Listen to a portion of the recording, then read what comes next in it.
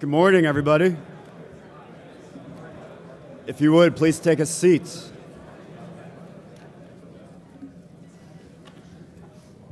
It's my pleasure to reintroduce Brother David Greenberg. Nice. Brother David Greenberg. Nice. I'm going to try that at my staff meeting on Monday and see how it works.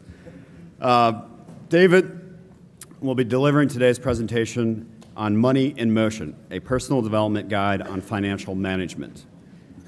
Brother David Greenberg has over 22 years of experience in private investments, commodities trading, and global markets. Throughout his career, David has appeared on numerous media outlets, including CNN, Fox Business News, Bloomberg, and CNBC. He is frequently interviewed about commodities trading, executive board decisions, and business projections. He is a guest lecturer for the finance program at West Point, the Whitman School of Management at Syracuse, and Hofstra University. In addition to many career highlights, Brother Greenberg has served on the New York Mercantile Exchange Board of Directors from 2000 to 2007, and with that executive committee from 2006 to 2007. He is currently president of Sterling Commodities Corporation and is the founder, principal, partner of Greenberg Capital, just to name a few. We're fortunate to have such talent and expertise with us today. I now present you a 1982 initiate of our Alpha Chi chapter at Syracuse University and our presenter on Money in Motion, Brother David Greenberg.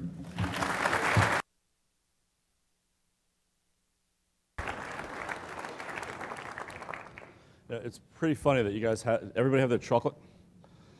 You know, it's funny though, because I don't know who did this, but he must have been a trader. You know, when I put on my Facebook page that I was coming down here, a bunch of traders said, just tell them to buy low, sell high. So here it is, we're in, you know, the Money in Motion, and if you look on your little owl thing, guy writes buy low, sell high. So there's an omen here somewhere. The other thing too is that what you need to understand, when I used to get ready to go on the trading floor, the first thing that I would do every morning before the opening is that I would go and I would get a double or triple espresso. And I would just pound it down. Because when you're on the trading floor, you needed really to be on your toes. There are times that I would grab my clerk by the collar, and I'd say, if you don't get me a pack of M&Ms in about 2 minutes, I'm either going to kill you or the guy in front of me. And then at the end of the day, I would have another double espresso just to be able to trade the last 2 minutes of the day, which was what we called the closing ranges, when all hell broke loose. And back then, before computers, it's where, you know, most of the action happened. How many of you were with us last night? Just raise your hand. Okay, I'm going to show you a video just because we're going to mix a little bit of last night and tonight in, and if anybody has any questions, just, you know, raise their hand. You know, you can stop me mid-sentence. We don't have to wait till the end. So this is just going to be an overall discussion. If you remember last night, you know, I spoke about nonverbal communications and, you know, and other things, and today I'm going to also talk about living, you know, below the radar. And last night we talked about mistakes, and I want to show you an interview that I did that was a mistake for a few reasons. Okay, so let's watch the interview, and then we'll talk about it after. Can you hit that? This is a great idea, whoever did this.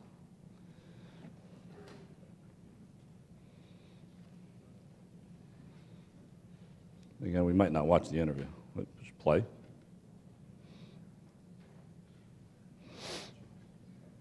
Down. You're so close.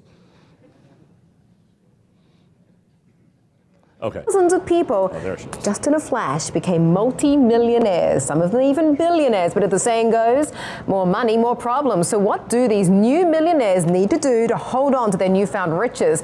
We have both sides of this story covered. We have the disasters that come along with losing it all, but also the sunshine a well-managed IPO can bring. We're going to hear the dark side in just a sec. But first, let's start with David Greenberg. He was, you know, on the NYMEX IPO and became a very rich man, the instant it price. So David, I bet you understand what some of these people out there at Menlo Park have been feeling over the last 24 hours as they've suddenly just gone from, like, you know, zero to hero. What does go through your mind? Well, in each instance, it's very different. I mean, NYMEX was supposed to come out at $59, so we actually went to the stock exchange feeling that the price was going to come $59. The first print was about 120, went up to 150 that day, settled around 122.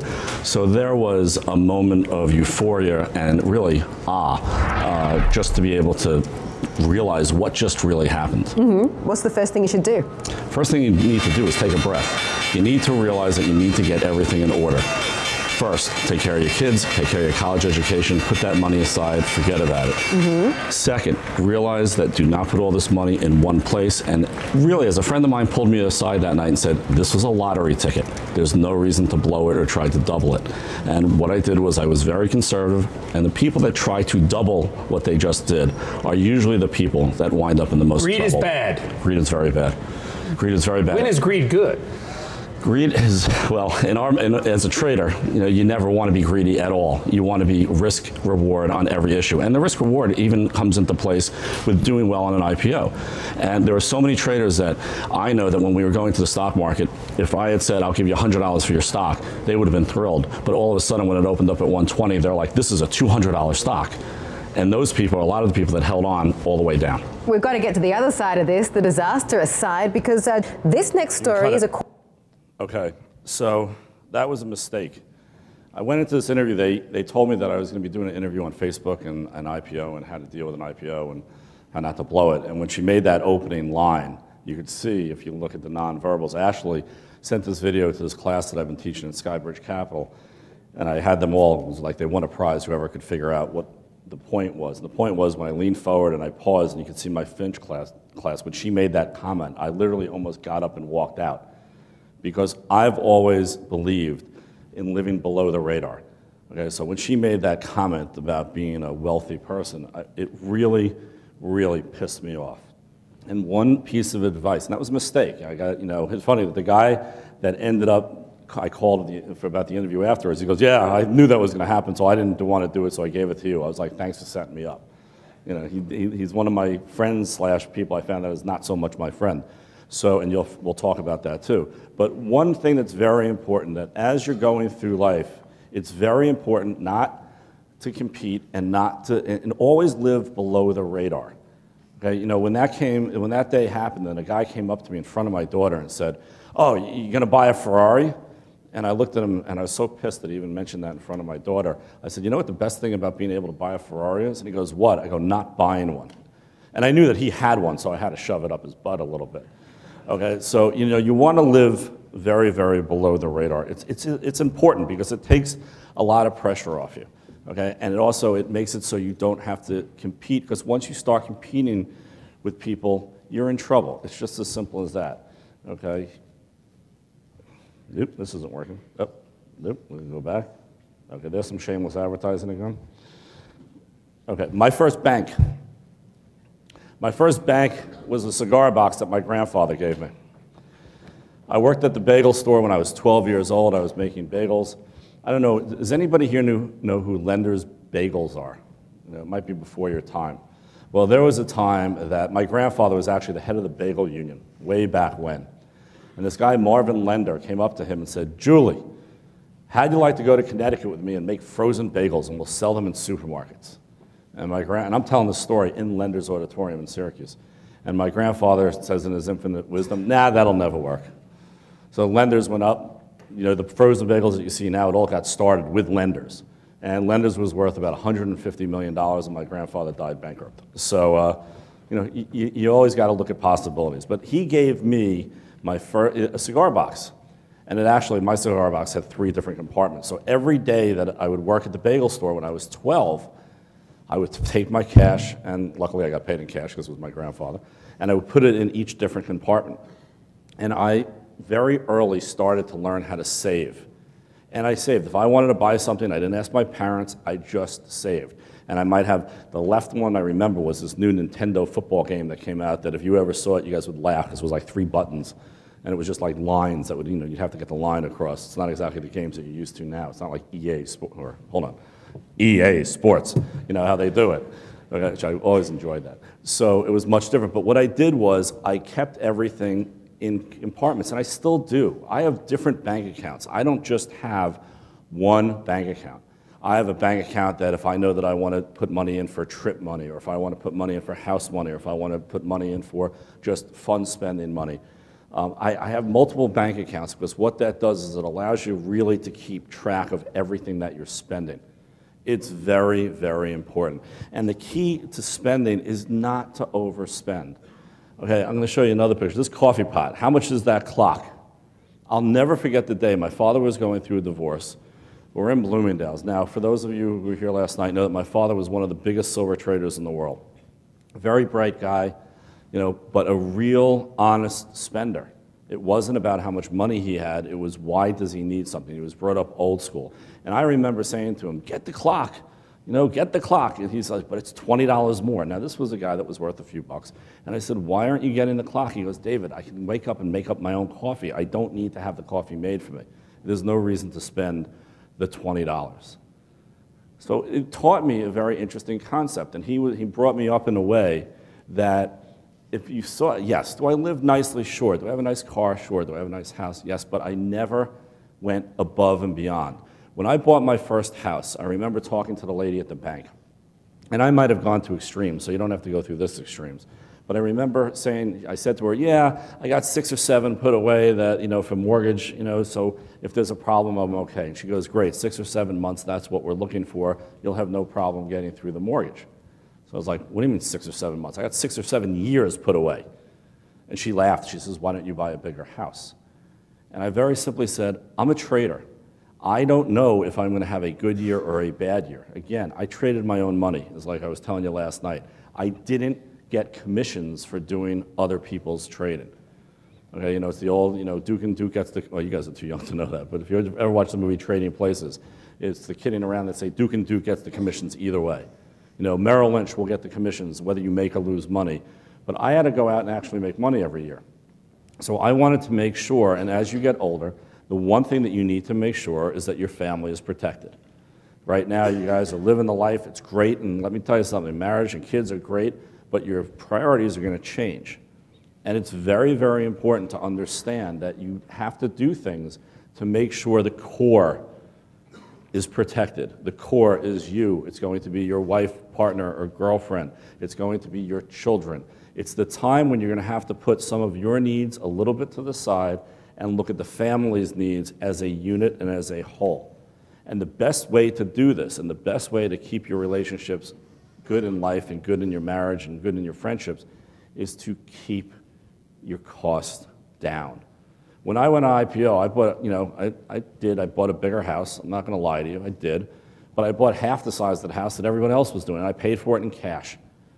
They were like, how much mortgage? Nothing. Here's a check. We're done. Okay, so what ended up happening was my son wanted to live with me full time. So I ended up moving back into my old house and got stuck with my house that I had just bought 3 years before. But it didn't put any pressure on me because all I had to do was cover the taxes because I didn't have a big mortgage. I rented it out for the last 2 years. I'll sell it when I sell it. Sure, did the value go down in the sell-off? Yeah, but I didn't get crushed on it because I didn't put down 20, 30% and then mortgage up to the hilt and put all that pressure on me. So what it allowed me to do was be there for my son, which was very, very important. And you guys were all sons, and you're going to realize when you have your own kids that your kids come before you do, and they always will. Okay, so the best way to do that as you're going, and you're getting older, just cool it. You don't have to be with this "I must have it now" attitude. Madison Ave, or what they used to call Madison Ave, with all the marketing and all the advertising and everything, they suck you in. You don't need to be driving a BMW 5 Series if you're making $40,000 a year or $50,000 a year. It is not worth it. It is a car. I have driven, my first car was a Honda. I have driven Hondas. I have driven Porsches. I had my Aston Martin. I had a little bit of everything. Then you say, aha, you had an Aston Martin, but you didn't want to get the Ferrari. Let me tell you a story about why I got this Aston Martin. I wanted this Aston Martin when we went IPO. I went to go look at it. It was this beautiful blue with Bentley interior, absolutely gorgeous convertible. They wanted $190,000 for it. I looked at them, I laughed, I walked out. There's no way I was going to buy it for $190,000. 4 years later, a friend of mine comes up to me, or 5 years later, I think it was 4 years later, comes up to me and calls me and goes, I found your car, you're not going to believe this. So I'm like, great, I'm not buying it. He goes, no, you want to see this car. So I go over to this guy's house, which is the most incredible mansion I've ever seen. Okay, and there's the car. It was a 2007 Aston Martin, same colors, had 7,500 miles on it. So I said, oh, there's no way I'm going to be able to buy this because I'm not going to pay this kind of money. So he goes, no, you got to hear the story. So I go up to the guy and I go, what's going on? He goes, well, this is my wife's car, but it's in my name. I'm like, okay. Well, I just found out she was having an affair with the equestrian teacher.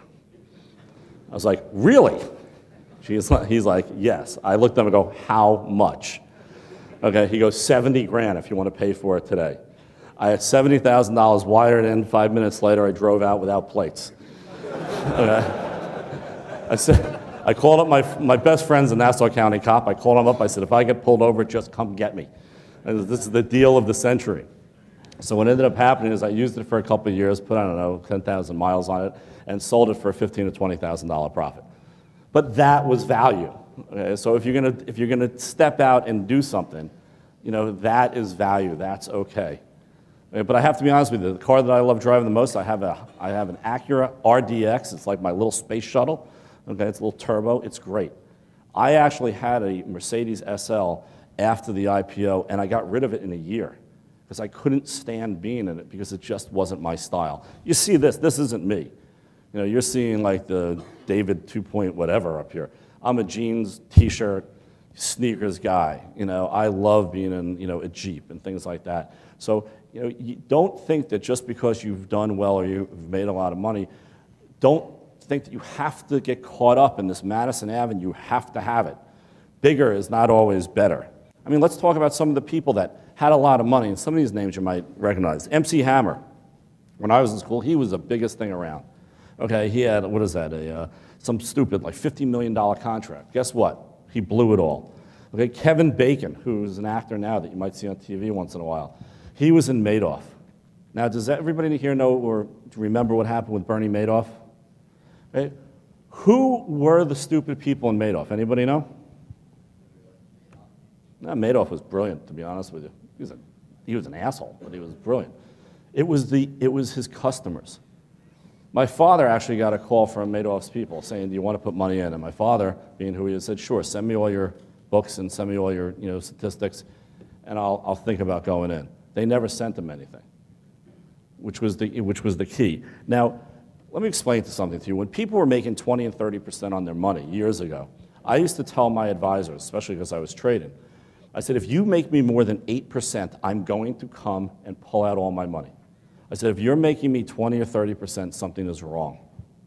So the problem that I have with everybody that got hurt with Madoff and complaining and bitching, and yeah, it sucks, don't get me wrong, and I feel terrible for them in one point. But the other point is that unless they missed that day in kindergarten that we all went to, I don't know, it might have been the third or fourth day when they said, don't put all your eggs in one basket. I mean, these people that say, I lost everything. Everything I had was with Bernie Madoff. I would just go, schmuck. And then you see these other people, I had my life savings, idiot. I mean, come on. If you ever, I talked about last night in 20 years, I'll come back with my cane and smack you in the back of the head. If I hear that anybody got hurt because they put their entire savings into one thing, I will personally come back and take that cane, not hit it on the back of your head, put it someplace else. Right? You don't want to ever be in that position. If somebody says to you, I can make you 20, 30% on your money, good, run the other way. It is not that easy, especially in these markets. These markets are, yes, you hear a stock market making new highs all the time, and I know traders are getting their butt kicked. Okay? I didn't even look at my portfolio yesterday because I knew I was short, and I didn't want to ruin my mood for my speech last night. True traders trade in both directions of the market, and most traders will look at this market, and we can talk about that after if you've got questions, and don't believe in this market. So if somebody comes up to you and they're saying, I can make you so much money, don't do it. Small steps, baby steps. It will add up. You guys are all young. Do not go for the home runs. You will hear people, you will have one or two friends that hit a home run, but you will never hear about the amount of people that are absolutely gotten blown out by trying to go for a home run. Okay, Mike Tyson. I think he lost, what, 500 or 800 million? Some stupid amount of money because he had this whole entourage and everything. How do you owe the government $40-something million after you're worth 500 or 800 million? It's just ridiculous. Do you understand how absurd that comment really is? And believe it or not, Walt Disney, before he invented Disney World, he filed for bankruptcy. Abe Lincoln filed for bankruptcy. Some of the most prominent people that you'll ever know filed for bankruptcy. But in the days of years ago, when you filed for bankruptcy, it was a lot easier to come back and to do things. Now it's much harder. Now let me show you the face of somebody that just got their butt kicked. That would be it. Okay, if you see me like this, I had just sold 50 lots across the ring. I remember the trade. This was in one of the newspapers. I sold 50 lots across the ring. So like sold 50, and all of a sudden Stevie Baggs comes out. I think I sold it at 3, and if you notice his hands, he's like 5 bid. Now Stevie Baggs did customer orders for some very, very big oil companies, and I knew I was just dead. So that's the face of what I look like. I'm like, just Baggs, just shut up. But you don't tell Baggs to shut up. Okay, you need to talk about risk reward. Again, this is like what we were talking about. Everything in life that you do will be a risk-reward trade. Life is a trade. If you look at life as trading, and if you understand that life is about risk-reward and how you look at it, you will do much better. We talked about the risk-reward last night of Facebook and posting on Facebook. Not exactly the best risk-reward, because what real reward is there? Okay, but that goes in finance too. When you do a trade, and again, if you want to ask me about questions about trading after, feel free. But every trade that I do, every event that I'll go to, what was my risk reward coming down to this event? What was I going to miss? What was I going to gain out of this? Life is one big risk reward. And if you question yourself, and I mean quickly, don't sit there and ponder for like days, because we talked about that last night.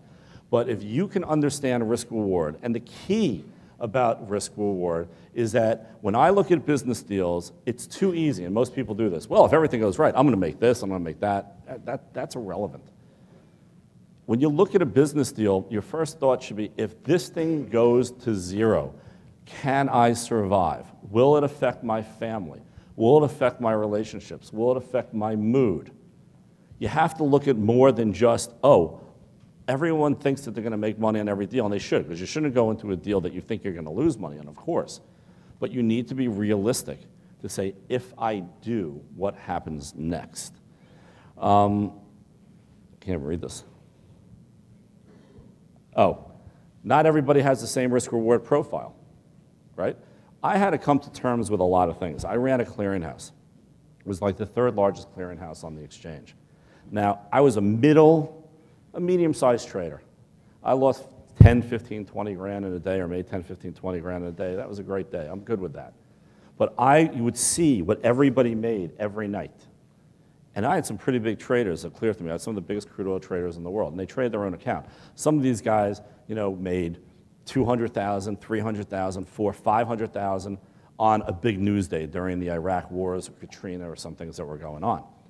And I had to come to terms with every night when I saw these sheets of what people made, and also, by the way, I've seen them lose $1.5 million in a week. Okay, so it goes both ways. But I had to come to terms with when I said, well, why can't I make that much? I said, well, I finally realized I can't make that much, because if I buy 200 lots in the ring, my knees are quivering, I'm ready to throw up, and I'm not really happy. And if I lose more than 20 grand, as like I spoke about last night, you want to go home, you want to kick the dog, throw it out the window, okay? These guys can lose 200,000 and go out for dinner and not even think twice. It's just that they're wired differently, and that's okay, because it's very, very important, that you understand that get comfortable. You always kind of try to move your risk-reward ratio, so you're taking a little bit more risk, but you're learning how to get comfortable with it. So I can tell you right now, if you get into a business deal or you get into a position that is too big, you will panic out of it. We used to say trading, I'd rather buy 30 contracts of crude oil and ride it for 20 cents than buy 100 and ride it for 3, because I'm too afraid of the market movement. So understand, some people can jump off diving boards, right? Some people go to the edge and that's not for me. Risk is the same way. So get comfortable in what risk you're willing to take and how you're willing to do it, and you will be a much, much better investor. Other things too, never look at other people's money. Okay, I got to tell you something. There's always going to be somebody richer than you, and there's always going to be somebody a lot poorer than you that lives a lot better than you. Right? You don't know. And those people that are a lot poorer than you that live a lot better than you over time, they will be in trouble. Okay? If I tell you that there are so many people that live above their means and are living on pure credit that and parents that it would blow your mind. People don't go to sleep very well those nights when they have to think about how much they owe to the bank. So you do not want to do that. And the most important thing in anything in any investment, in any trade, or anything you ever do in life, you never risk the mother load, period. Any day that I got my butt kicked on the trading floor, I remember the night of the first Gulf War. I was long crude oil. If we're, this is what I get such a kick out of, when you hear about crude oil going up because of Egypt, or crude oil going up because of Libya. When the first Gulf War happened, I was long crude oil. I went to the Mitsubishi car dealership. It was my first big trade. I was up like 75,000 or something like that. I walked in, I said, you see that car? I'm going to buy that car. Okay? So I'm all excited. All of a sudden, news comes out. Where do you think crude oil opened up the day when the war started? Does anybody have any idea? It opened up down $8. It was up $8 when I went to the car dealership, down $8 by the time I got into work because there was no overnight trading at the time. So I went from being up 75,000 to being down 75,000. I only had about 80,000 in my account at the time. That was an extraordinary example of what can happen, because what ended up happening was people didn't realize that Iraq couldn't get one plane off the ground. So once they figured that we took out their Air Force, that instead of crude oil jumping, it came off. But I was down, but it wasn't a career-ending move. You don't ever want to risk everything. If somebody gives you a business deal and says to you, hey, listen, this is what I need. I need 200,000, right? And you have 225,000 saved.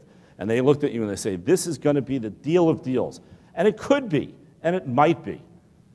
Okay, I'm not saying that every deal like that is bad, but do not risk 200,000 if you have 225,000 to your name. And if the deal goes to the moon, and if you put in, let's say, 50,000 or 25,000, and you end up quadrupling your money, don't look back and say, well, if I would have put in the 200,000, I would have made $1 million. Don't look at it that way. Hindsight's ridiculous. It's Monday morning quarterback in trading and investing. Everyone's a hero. You never hear anybody say, wow, I was going to buy that stock, and boy, am I glad I didn't. It got destroyed. You only hear at dinner, well, I would have bought that stock, and look how far it went up. So you need to understand that. I talked about if it's too good to be true. Okay, don't get caught up in the mark of hype. I got to come down because, as I said, being blind in one eye, those little letters don't do anything. Okay, I want you guys to look to your left and look to your right. It's very important. Everybody in this room, there will be people that make more money than you and less money than you. It is completely irrelevant in your life. Do not compete with your fraternity brothers. Do not compete with your friends. Do not compete with your family. It is a worthless competition that in the long run you will lose every time. The only person you have to worry about is yourself and your own family. Okay, do not say, though, my brother John ended up being a millionaire and I only ended up making X. It's irrelevant. We talked about last night, success in leadership has nothing, in my mind, to do with how much money you make. I can introduce you to a tremendous amount of very successful people that you would think are the most incredible leaders in the entire world, and you would look at me and I would tell you really what they're like, and you'd be shocked. But yet, I know some people that literally, that are, school teachers. I respect the hell out of them. They're leaders. They're the future of this country. Okay, so they don't make a lot of money. What does that mean? So don't base everything on the money issue. Besides illness, there is nothing worse than being in debt. I will say it 10 million times. Do not put yourself in a position of being in debt. Do not do something. The next thing is size doesn't matter. You will learn the older you get. It really doesn't. The question is what you do with it. So the important thing is what you do with your money is really most important. Spend it wisely. Stop getting caught up in the hype. You don't need the Mercedes S-Class. Okay? You just don't. Okay? I've had them all. I can tell you, if you want to know what it's like driving it, guess what? I always love when I know this one guy that had to buy the AMG series Mercedes every time. Okay? He bought the E-Class and had AMG on it. Turned out the guy didn't have a penny to his name, but he had the AMG model. And he could go from 0 to 60 in 1.5 seconds faster than I could in my non-AMG model. Well, I don't know if any of you have been on Long Island, but there's just light after light after light after light. So I don't know where anybody's going from 0 to 60 because we can only get it from 0 to 30. And if you're on the expressway, which is the world's largest parking lot, besides California, you're not going any faster anyway. Okay, so don't get caught up. You know, they love this, 0 to 60 in 7.2 seconds. Where are you, who's in a rush? If you get there in 8.5 seconds, the worst car now gets you there in 9 seconds. And next time you guys get on, besides getting on an on-ramp, think about how many times you say to yourself, great, I'm going 0 to 60, let's clock this. So don't get caught up in the engine size and all the other stuff. Buy a car which is in your means. You will have enough time. Too many young people are in these cars that are absolutely way above their head and they're living in crap. I would rather see you live in a better apartment, a nicer apartment, have some spending money, and save. Saving is the most important thing that you will ever do. And let's talk about taxes. You would be surprised how many people get into tax trouble. Okay, this example is for a trader's example, but you know, it's like I think I spoke about last night, and I'll just touch on it again tonight, that traders used to come up to me, and I remember this one guy, Eddie Goldberg.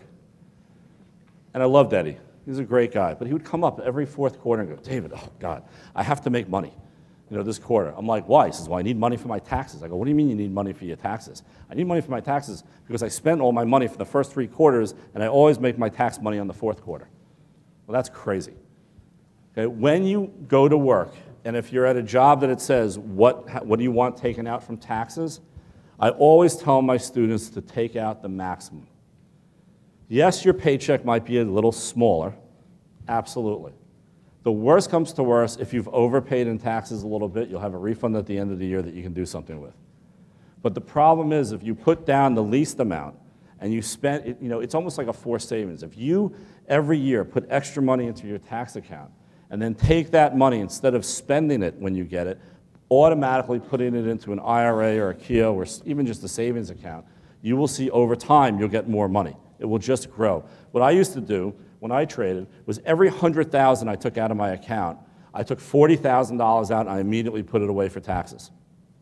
And I wasn't in the 40% tax bracket, but I always knew I had a little bit of cushion there. And then what I would do is I'd take the other $60,000 and I would basically spread it 60-40. I would take 60% of the $60,000, that's what I would live on, and 40% of that I would put into my savings. And I was making a decent amount of money back then, but I always still saved because I'm a firm believer that no business lasts forever. I happen to have been right in my business. But you always need to save. You're not going to be in your powerful earning years for every part of your life. It's very important to save. It is more important to save than it is to spend. As far as a little bit beyond before your time, guys, but I remember when my kids were born, I started their college fund the day they were born. And I didn't waver the entire time. And I put a lot of what I thought was a lot of money away for them. You know, I wouldn't go on vacation until these things were paid every year. Meanwhile, I put in, I think probably at the time, I thought $150,000 would do it, $160,000. I wasn't expecting to get a $60,000 bill from my son's first year of college next year. The college numbers have gotten out of control. So when you do, and again, a long time in the future for now for you guys, there's no reason to rush, make sure that you put away for your children when you have them. Retirement too. Retirement funds are the most important thing. Start early, start now.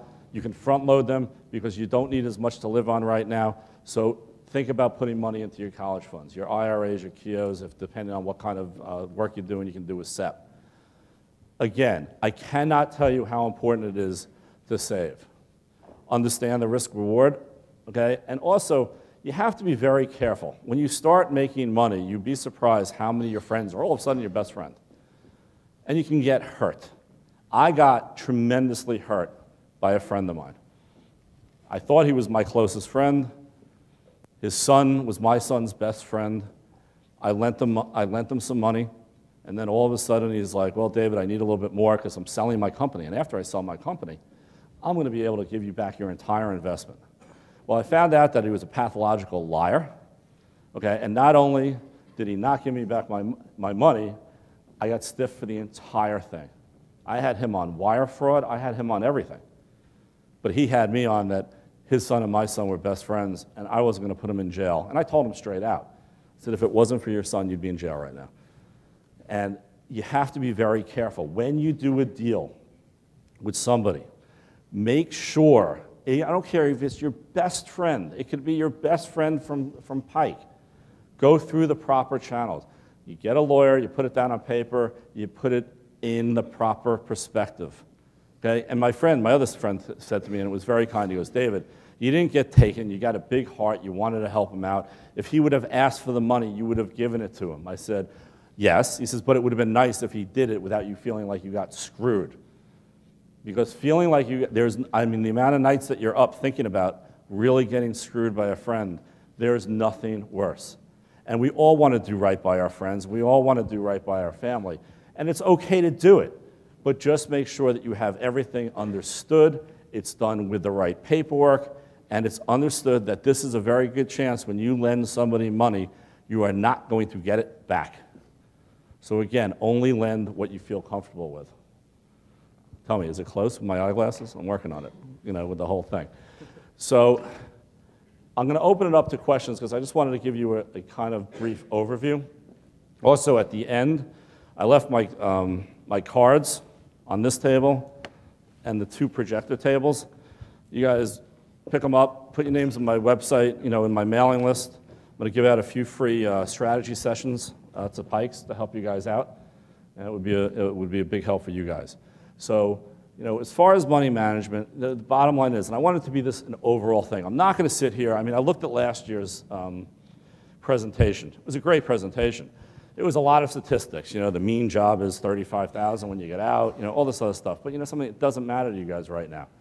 What you guys need is conceptual concepts on how to make sure that you don't put yourself in a position that you hear what the rest of America is. You know what happened with the banks when we bailed out the banks that really get me upset? Here it is, we bail out all the banks, right? Shows you how stupid our government is. It's nice to be an American because you can say that without getting shot. So, trust me. But this is how stupid they were. Here it is, we bail them out, right? We give them all this money at 0%. And what do? They raise the credit card up to 17 and 22% on people. If I was in the government, I would have said, hey, I'm going to bail you out, but bring everybody down to 7 or 4% for 5 years so everybody can catch up. People are still getting credit cards off the kazoo, okay? It's ridiculous. You get credit cards, you get into credit card debt, it is very hard to get out. The system is rigged against you. It's very simple. When you have 17% interest, it is very hard. They'll always say, sure, make the minimum payment. Absolutely, because you keep making that minimum payment, they have you for life. But good luck making the minimum payment when you're still buying more stuff, so that minimum payment gets higher and higher. So be careful about, I happen to like debit cards better than credit cards, because with a debit card, you really only get to spend what you have. So I would concentrate and focus on that. Don't get so excited when you get that thing in the paper, in the news, or the mail, I'm sorry, that says, guess what, I was just approved for another credit card. Because you're not so special getting approved for this credit card. My mother-in-law has Sheba up at her house in Vermont, and she got approved for a credit card and for a college loan. And this was very exciting news considering that Sheba was their horse. Okay, so when a horse gets approved for a credit card, I'm sorry, but it doesn't make you guys as special when you get approved. Don't get so psyched. Do what I do. You take it, you rip it up, it's done.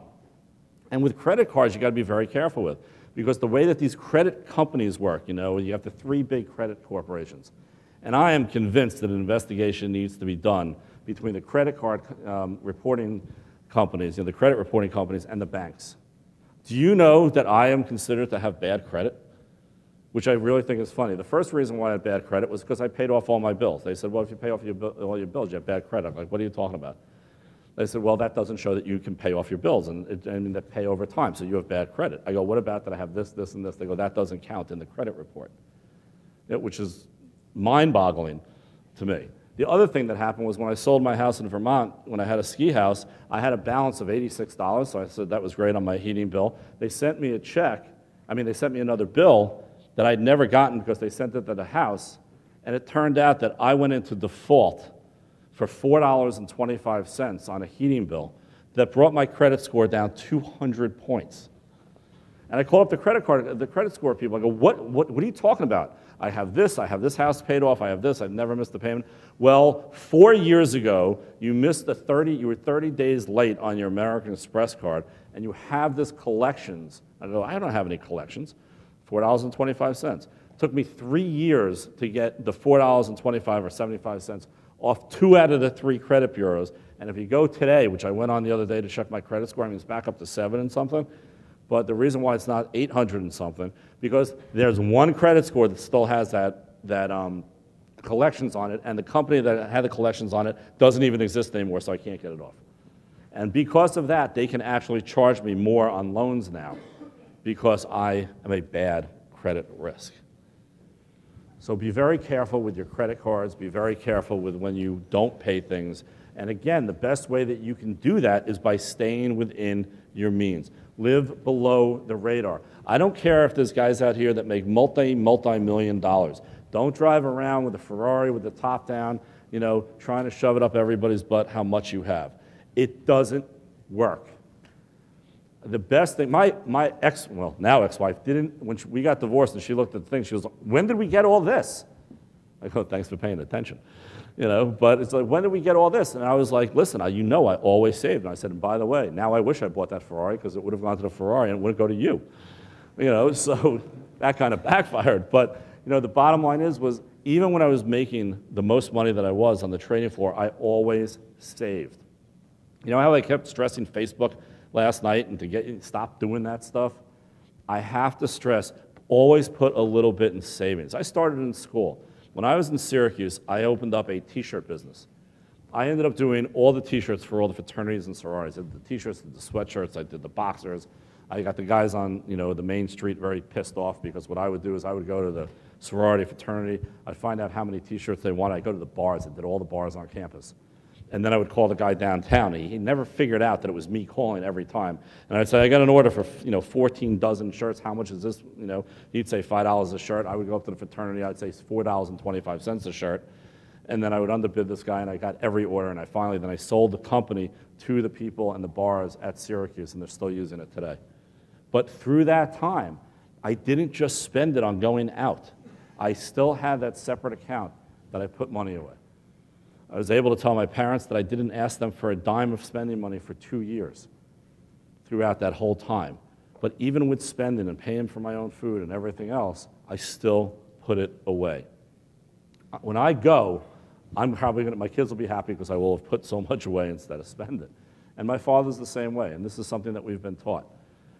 Be in a position that if the crap hits the fan and you need to write a check to save your house, save your car, or something for your soon-to-be children, not soon-to-be, a long time from now, children, you want to make sure you have it. Do not spend every dime. Save, period.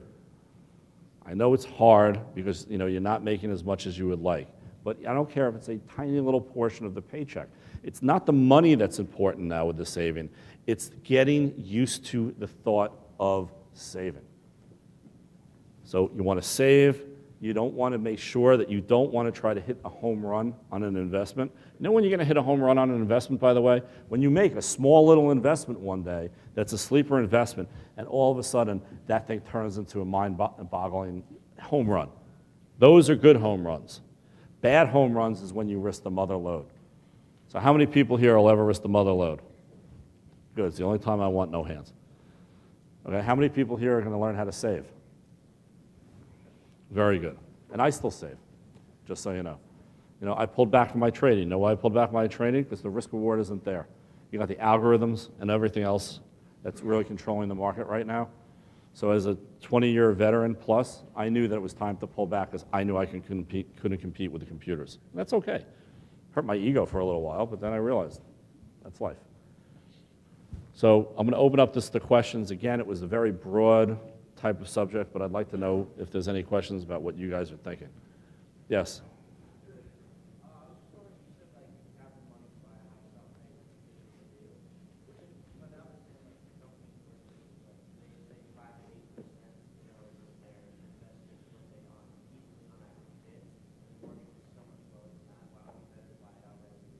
Well, with these mortgage rates, I agree, never buy it outright. I could do it because on a house that size, it paid to do it because the mortgage really wouldn't have made a difference, and I was, to take out that kind of mortgage.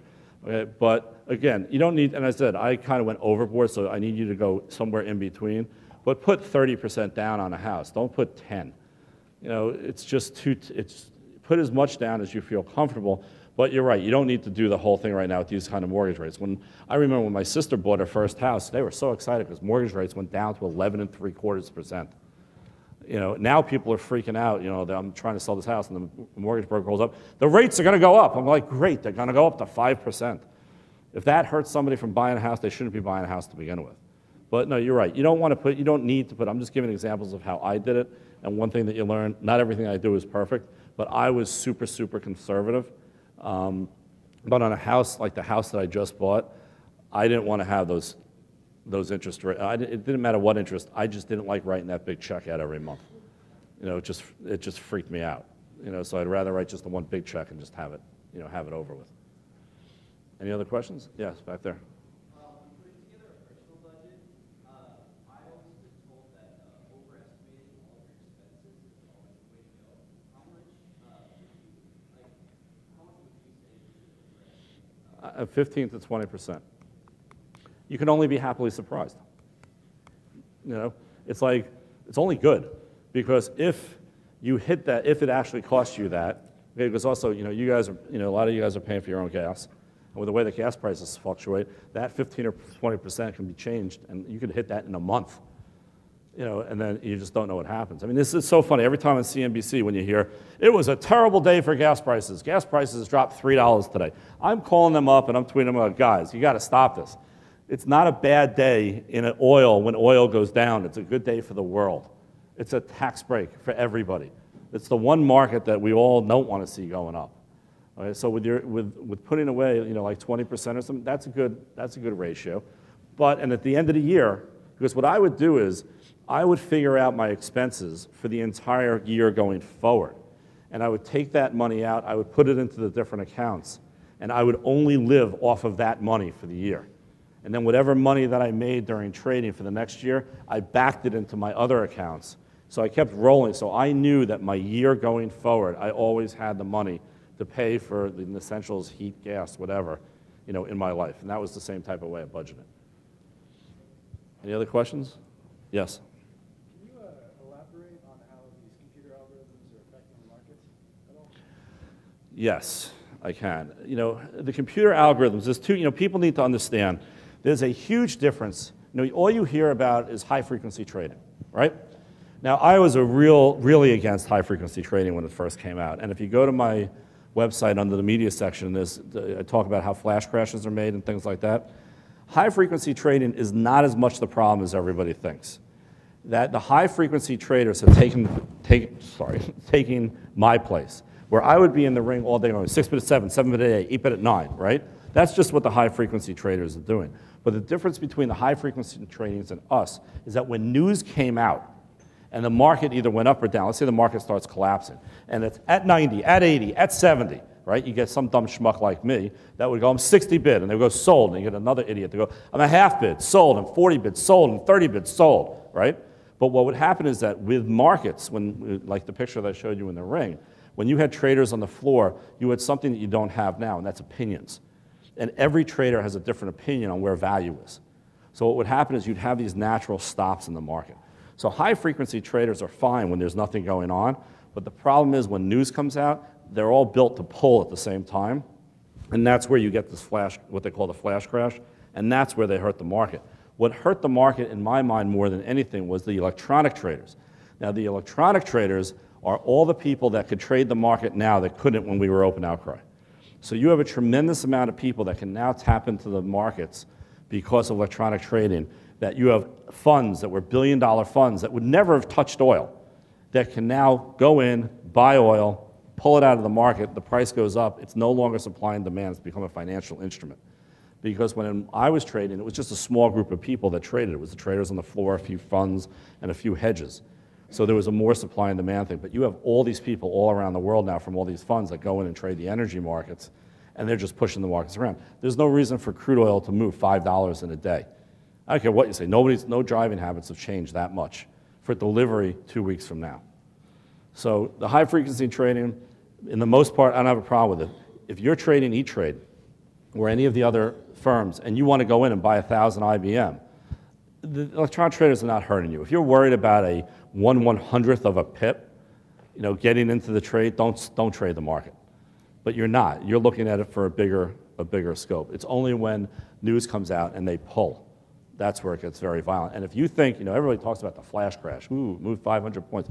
Let me tell you something. If you have, and it's going to happen in your lifetime, I'm telling you right now, there's going to be a day where something's going to happen, either a terrorist attack is going to happen or something bad is going to happen, and you're going to see the Dow down 1,500 points in about 15 minutes.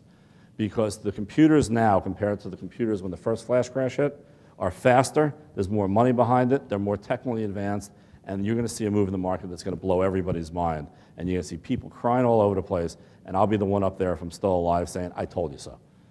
It's as simple as that. That's going to be the problem. They asked for computerized trading, they got it. I don't want to, I've told people, I don't want to hear it. You asked for it, you had it, you get what you asked for. So that's with that. You had a question down here. How much do you suggest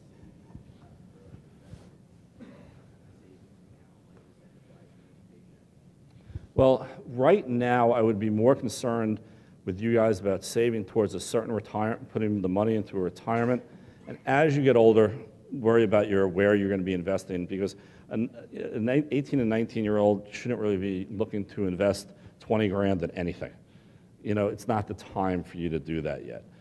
Put it away into an IRA and to your SEP and things like that. And then as you get older, you start getting into your mid-20s and your late 20s, going to 30s, you'll be able to pull more money out of your paycheck because you'll know exactly how you're living and where you're living. Take 10%, 10%, whatever comfortable for you. Okay? Because part of your life now is going to be, you're going to make money on what you do as you're living. Your investment should be something on the side that help you but not dictate where your life is going. Your life is going to go where your job is. If you're making X on your job, live on that. Okay? But don't look at it and say, one of these days I'm going to make an investment that's going to make me so much money that I'm going to be able to buy a bigger house. Okay? That happens less and less now. And again, you have to be willing that if you're going to put that $20,000 into that investment, you have to be willing to mentally write it off. There are investments that I do that I thought were one-year investments. 10 years later, I'm still in them. Because everybody's big on when they sell you the investment on an exit strategy.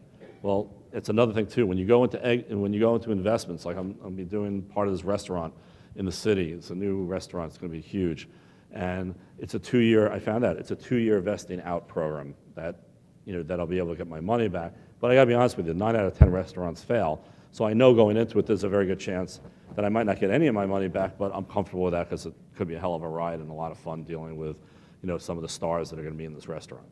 Okay, but that's all part of the process. So right now, just as your first couple of years, just get used to being out there, get used to what it's like having a boss, being at work every day, having to get your mindset, dealing through days that you don't want to freaking go to work because you feel like crap, but yet you got to get there, and the investments will come, later on.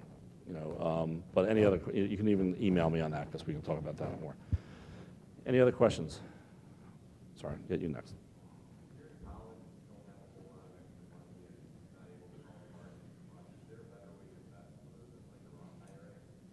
I'm sorry, I heard the first part. I heard the first part. What was the last part? Well, if you want to invest and not put it into a Roth IRA, there's always E-Trade and Ameritrade and all those other type of accounts that you can open up with a very small amount of money and dabble in the market. There's no major investment that you're going to be able to do that's going to make a major difference. But what you can do is learn with, as I was talking about last night, you can learn with a very small amount of money how the markets work. And again, it's not about, and this is what you need to understand, anybody that's opening up a trading account needs to understand something that's very important. That in the beginning, it's not about making money. And this is what I tell all my traders. It's about getting winning trades on what we used to call your card. So you want to get winning trades into your account. I don't care if you do trades and you make $10 a trade. It's at least giving you the confidence that you know what you're doing and you can follow the market. Don't ever look back and say, oh, if I had $50,000 in the account, I would have made $300,000. Everybody says that. Everybody's a big shot, okay? But if you start and you want to start investing small, and there's a blog on my website about this, if you want to start investing in college, do it small And it's, again, it's not about hitting the ball out of the park. It's about learning how to invest and learning how to trade. And you're going to lose money sometimes, and you're better off losing small than big. And never, ever look at a market and say, damn, if I had more money or if I had a bigger position, I would have made more. That is the biggest mistake all traders make, because everybody says that after the trade is done. Now, I don't know about you, but I don't know where the market's going to open up tomorrow, because if I did, I wouldn't be standing here right now. I'd be probably putting on positions. Everybody loves hindsight.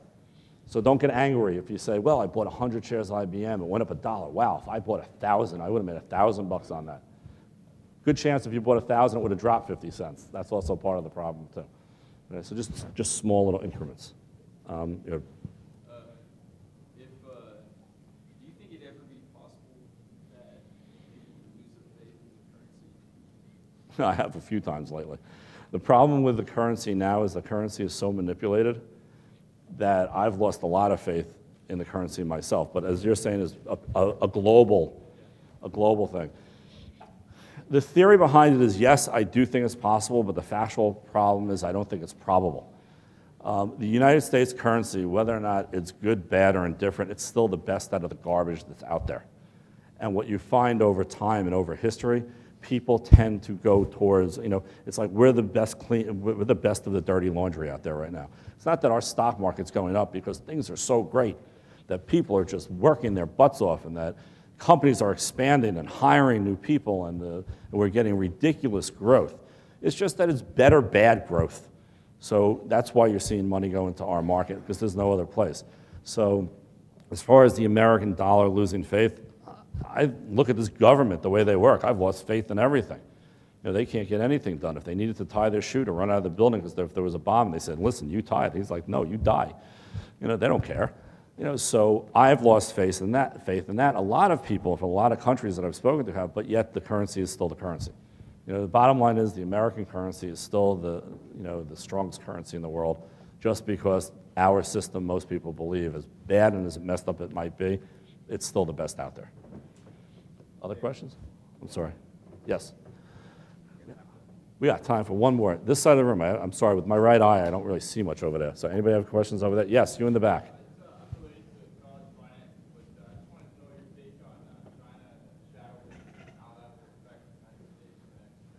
China's interesting.